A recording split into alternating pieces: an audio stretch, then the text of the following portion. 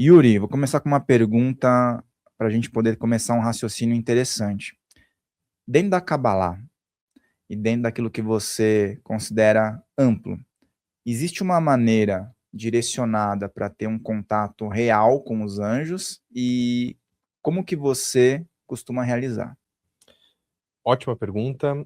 Eu acho que, assim, a primeira coisa que a gente precisa compreender é o que são anjos e depois como entrar em contato com eles. Então, num primeiro momento, a gente tem que tirar essa fantasia antropomorfizada de que anjo é aquele negocinho bonitinho renascentista, que é uma criança com asas, né? Que é essa figurinha que a gente foi ensinado a pensar. Eu, particularmente, dentro das minhas experiências, dentro das minhas iniciações, dentro do que eu já pude vivenciar ao longo desses mais de 10 anos, foi uma coisa, assim, fractal, multifórmica, sabe? E realmente é uma energia que ela transcende qualquer nível cognitivo de formatação que a gente tem. Então, quando a gente entende de verdade, assim, que anjo não é uma energia bonitinha e tudo do bem, tudo, mas é uma força extremamente poderosa que ordena, de certa forma, em escalas mais sutis, a ordem cósmica, tem um papel dentro dessa ordem cósmica, a gente entende que eles são literalmente, então, por definição, os mensageiros de Deus, né? Anjo em hebraico é malach e malach é mensageiro, né? E a mesma palavra em grego também tem a mesma origem etimológica de ser mensageiro. Então, partindo dessa premissa, são mensageiros de Deus. São mensageiros de um local de consciência mais elevado que a gente não tem acesso, intermediários. Essas forças intermediárias, como caminhos específicos, tipo, imagina que você está pegando aqui a Raposo Tavares, a Rua da Anel, a não sei o quê, você está indo por caminhos específicos, né? A gente também pode ir por caminhos específicos. E aí, culturalmente, a gente deu nomes a esses caminhos. Então, a gente vai ter lá, tem o arcanjo Micael, que todo mundo conhece, tem o arcanjo Rafael, Gabriel, tem o Tzadkiel, Uriel, tem o Raziel, Metatron, enfim, a gente vai dando nomes a esses caminhos para que a nossa cognição humana consiga entender eles melhor, né? Consiga tocar eles de uma forma mais sóbria. Só que, se a gente for transpor isso para outra cultura, por exemplo, a cultura iorubá, a gente talvez consiga chegar num paralelismo com orixás. Talvez a gente consiga chegar num paralelismo com outras entidades que a gente nem está familiarizado e o pessoal entra numa dissonância. Não, isso não é anjo, isso é e tal.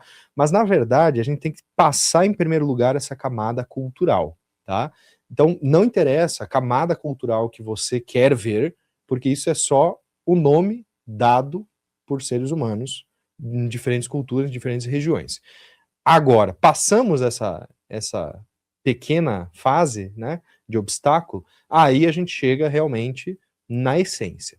E eu digo isso porque quando você vai para um trabalho espiritual, seja ele de qual teor for, angelical, trabalho de umbanda, trabalho cristão também, né? Você vai para um serviço numa missa cristã, também é um trabalho espiritual, você está entrando em contato, inclusive o cristianismo tem a aceitação com anjos, né? Então a gente tem esse paralelismo, não é só a Kabbalah, não é só o judaísmo, é o cristianismo e também o islamismo. Então isso é importante, as grandes religiões, elas aceitam os anjos como intermédios entre Deus e a humanidade. Então, quando a gente entra nessas linhas de trabalho, a gente precisa olhar para o simbolismo, olhar para a forma, para os nomes, até a gente não precisar mais deles. Até a gente conseguir transcender isso. E aí opa, estou sintonizando naquela frequência. Então eu digo que assim, o anjo, ele é quase que uma frequência específica que você sintoniza para receber as mensagens. E aí, vamos voltar para Kabbalah? O que significa Kabbalah em hebraico?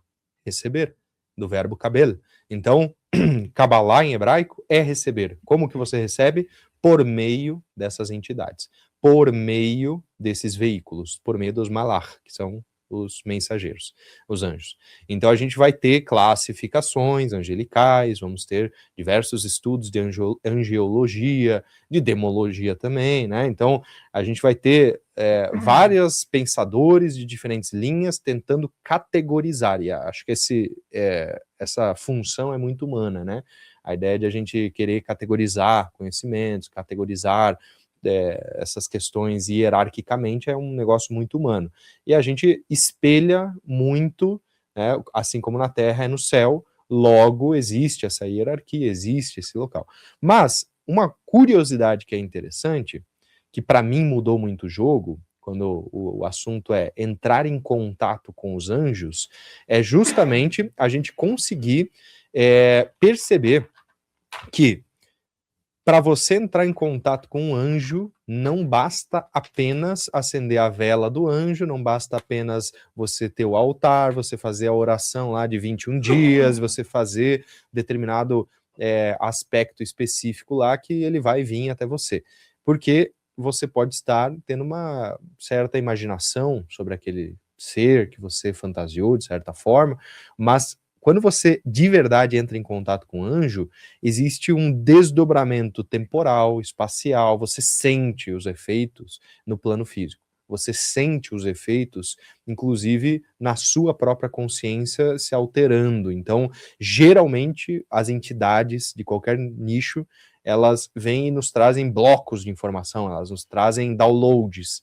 Então, não é diferente com os anjos. Eles também, eles vão vir e vai, sabe, fazer um download ali para você, né, você vai ter acesso, às vezes, a algum nível de informação mais sutil, mais elevado, e eles são muito eficientes quando o assunto é elevação da alma, e não tanto, talvez, para materialização de algo, sabe? Então, eu acho que também tem esse ponto envolvido, né? Questão espiritual, né? E a Kabbalah? O pessoal fala muito de Kabbalah, tem muita gente que fala Cabala, tem uma queda de braço em relação a isso, mas a Kabbalah, dentro da sua questão antiga e as suas influências, né? Ela está presente em quais vertentes, né? E quais vertentes também que ela possa estar presente que as pessoas nem se dão conta. A Kabbalah, ela existe desde os fundamentos do patriarcado, vamos dizer assim, do monoteísmo e também da instituição que a gente conhece como Estado. Então ela está envolvida, sim, em ordem política, em ordem militar, em ordem espiritual, em ordem de ordens mesmo esotéricas, como maçonaria, rosacrucianismo e outras mais, né, martinismo, martinesismo, enfim, a gnose também bebe da Kabbalah. Então, o fundamento do que a gente conhece como esoterismo, ele está 100% embasado na Kabbalah. A gente não tem magia, a ideia, o conceito de magia não está separado de Kabbalah. E quem separar é porque de alguma forma é ignorante das origens. Tanto que, se a gente for olhar, Wicca, mas é bruxaria natural. Não, o cara que criou o Wicca era discípulo do Aleister Crowley, que bebeu das fontes cabalísticas. Então, logo, uma coisa deriva da outra.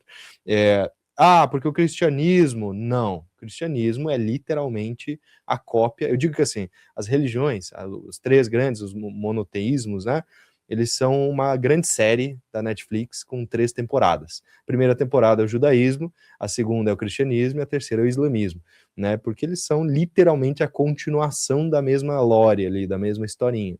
Então, tudo que a gente conhece como cristianismo deriva, né, dos conceitos, das estruturas epistemológicas, ontológicas e também escatológicas do que é o judaísmo tradicional. E a primeira forma de misticismo conhecida historicamente pela humanidade se chama Masé Merkavá, que foram os primeiros manuscritos encontrados lá no Mar Morto, nessa região ali do Oriente. Então, assim, historicamente falando, os primeiros manuscritos que são assim muito anteriores a Jesus, agora não vou dar uma data exata porque não me recordo, mas eles são bem anteriores a Jesus, assim, pelo menos uns 5, 6 séculos antes, eles são chamados Masé Merkavá, que é justamente o estudo da Merkaba, que é o protótipo do que seria hoje conhecido como a Kabbalah moderna, com a árvore da vida, com essa ideia de a gente ter um veículo de luz, que é a Merkaba, que vai fazer essa projeção de ascensão, sabe? Então, eu acredito que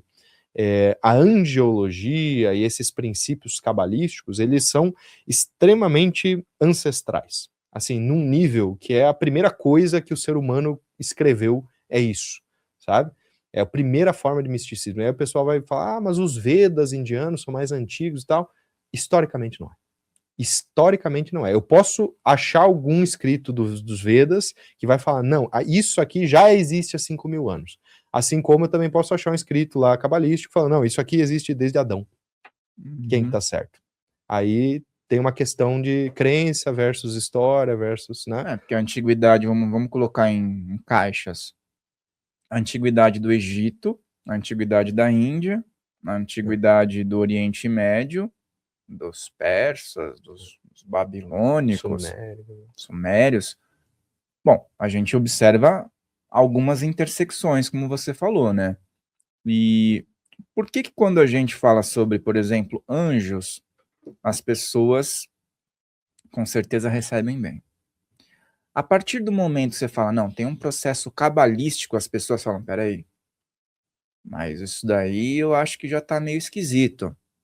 Acontece, você sabe muito bem disso, né? A pessoa se familiariza, né? Ela, o anjo, eu quero que o anjo venha até a minha casa, eu quero receber a visita de um anjo. Mas esses negócios de cabala aí eu não quero me meter, porque ouvi falar... Dos Illuminati. Ouvi falar que isso daí tem treta no meio, né? E aí como é que você explica que esse contato é fundamentalmente ligado, não tem como separar? Eu acho que a ideia mais popular de anjos é a ideia dos salmos, dos anjos, dessa ligação, assim, tipo, você vai recitar os salmos, você vai entrar em contato com essas hostes celestiais, você vai rezar para o seu anjo da guarda, né? Então, todas essas questões que são nos ensinadas desde a infância, inclusive, elas vão formando o nosso senso de crença, né?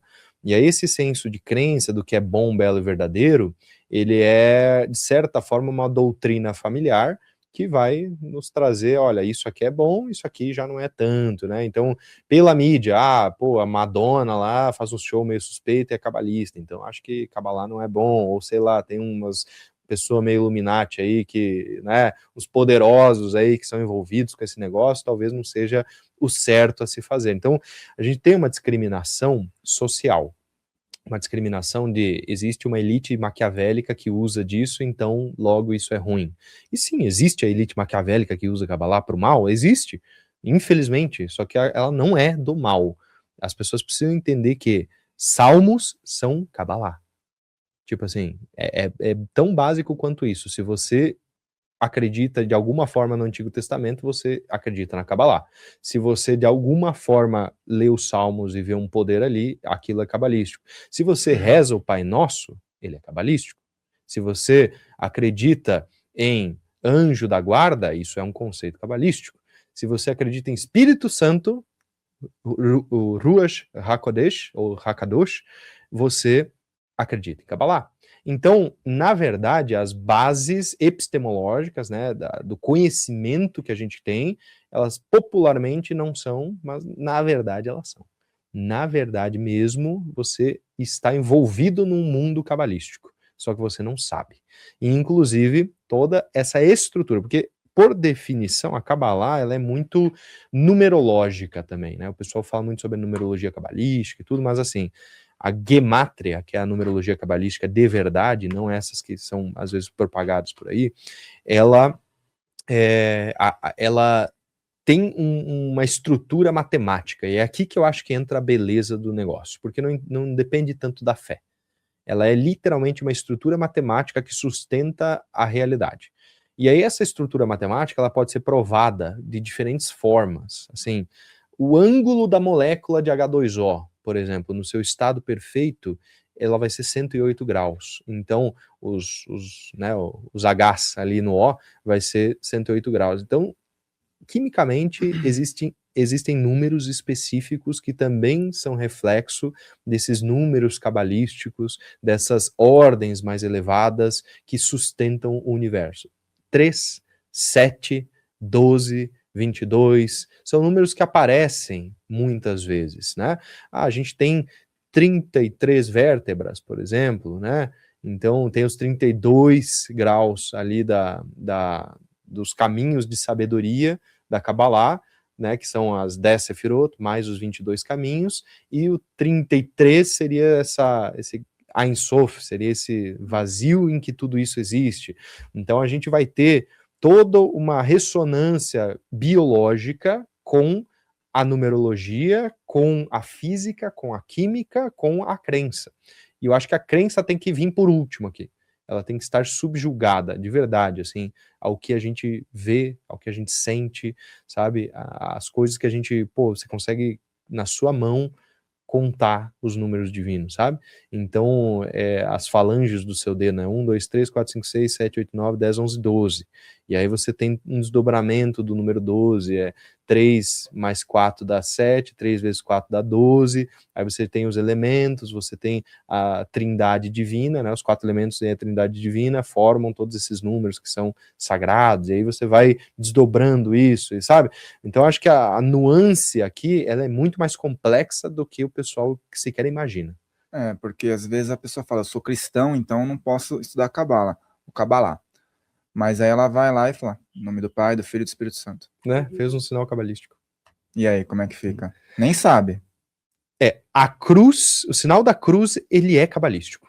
Então, quando a gente faz no nome do Pai, do Filho e do Espírito Santo, na verdade, estamos fazendo uma reverência à questão da árvore da vida, que é o nome do Pai, que é Keter, né, a coroa, que desce até Malhut, que é o reino, que é o Filho, né, então, em nome do Pai, do Filho, daí o Espírito Santo é o Ruach HaKodesh, que vai ser justamente esse intermediário, que aí a gente pode desdobrar o Espírito Santo em grau, hierarquia, né, cores, talvez, para dar um sentido mais humano para a coisa, que seria o princípio feminino, que é um princípio mais passivo, mais receptor, né, o receptáculo, que é o útero, que é o cálice, que tem várias simbologias, ele recebe do divino e ele esparge sobre a terra, sobre o Filho. Então a gente vai ter esse Espírito Santo, nessa linguagem cristã, como uma representação do que seria esse feminino, né? Só que, obviamente, podia ser uma figura feminina, né? Não sei por Deus quê. Pai e Mãe, né? Deus Pai e Mãe. Porque esses dias eu até fiz um vídeo, inclusive estou para fazer um outro em relação ao Pai Nosso que você falou. Mas eu fiz um vídeo sobre um salmo específico, e aí eu vou decodificando, colocando significados ocultos, e aí eu represento alguma carta do tarô, que tem relação, questões cabalísticas, e as pessoas, elas falam, nossa, não tinha me dado conta disso. Porque às vezes a pessoa, ela vai falar o salmo, ela fala, nossa, é agressivo esse salmo. Mas ela não vai para o interior e entender as camadas. E aí fica meio solto. E muitas pessoas falam assim, olha, quero entender sobre Kabbalah, mas basicamente, onde eu posso aplicar? Para que serve? Eu vi um comentário, para que serve a Kabbalah? Olha, a Kabbalah, ela serve tanto para organizar sua casa, quase como um Feng Shui, ela serve para organizar suas emoções, para organizar uma empresa em setores. Eu tenho empresas que, quando eu comecei a aplicar a Kabbalah, cara, chega a ser mágico, porque as coisas funcionam, sabe? É você botar as peças certas no lugar certo. É você entender a natureza das pessoas. Quase que um perfil comportamental, uma análise DISC, essas coisas assim, só que num nível mais profundo. Então, por exemplo, dentro dos treinamentos que eu ensino, tem o Caminho da Ascensão, que ele vai ser um mais espiritual. Então, a Kabbalah, ela vai estar focada na essência dela, que é espiritual. É você, de fato, ter um caminho para se conectar com o divino sem intermédios. Então ali a gente vai desde meditações com os nomes divinos, a gente vai entendendo na estrutura lógica da coisa, com a razão, mas também aplicando na nossa vida prática para encontrar uma missão, um propósito maior, porque para Kabbalah o propósito é importante, a gente seguir isso, é seguir o entusiasmo em Deus, né, o Deus interno. Então a gente seguir o entusiasmo é basicamente você seguir com o que Deus quer de você. A gente fazer o Tikkun Haolam, que é a retificação dos planos. Então, um conceito que é interessante na Kabbalah é você poder retificar os teus erros, tuas cagadas kármicas, vai. Então, essa ideia, ela é muito importante, e é aqui que a gente tem uma cisão, inclusive, bem fundamentalista com a visão hinduísta. Que o hinduísmo, que é a origem do karma, né, desse conceito, ele não acredita que é possível retificar o karma. A Kabbalah, por outro lado, sim. Logo, todas as questões mágicas, todas as questões de manipulação de energia, todas as terapias, tudo isso deriva desse conceito epistemológico, de que é possível, sim, através de ações, de caridade, de rezos, de, né, mandingas cabalísticas, você, de alguma forma, mudar questões kármicas, tá? Então esse é um conceito bem importante para o pessoal entender, para aplicação prática, né? E aí a gente tem essa questão do relacionamento, que, cara, Kabbalah para relacionamento, ela tem um local, assim, muito especial também. Lógico que a gente tem que tirar um pouco esse véu construído, né, de certa forma dentro da religião, do que é um matrimônio perfeito entre um homem e uma mulher, que tem que ser assim, assado e tal. Então, tem muitas regras que eu acho que podem ser descartadas, mas isso é da religião, isso não é da Kabbalah. Mas a Kabbalah, ela ajuda você a ser uma pessoa melhor, a encontrar o seu propósito e a viver o teu propósito de verdade. E além disso, obviamente, ganhar dinheiro, porque a gente sabe que os judeus são famosos por causa disso, né? Sim, então por tem uma saberem, né? estigma, assim, mas é verdade, tá? É verdade, porque tem ali alguns segredos que ajudam bastante. É uma questão de organização, de tradição, né? Você falou da palavra, você falou tikkun, né? Uhum. Tem muitas pessoas que falam que na tradição judaica vai tá inserido isso, né? Que é muito Sim. característico, nas outras não menciona tanto. E às vezes as pessoas confundem esse tikkun com o qigong, né? Que é a prática de movimentação de energia, sim, né? de chinesa, né? Que algumas pessoas falam, mas tem tikkun na Kabbalah, né? As pessoas fazem isso. Bom, de certa forma tem uma movimentação de energia. Mas poderia explicar um pouquinho melhor esse aspecto para as pessoas, né? Que já tiveram pessoas que perguntaram sobre isso, né?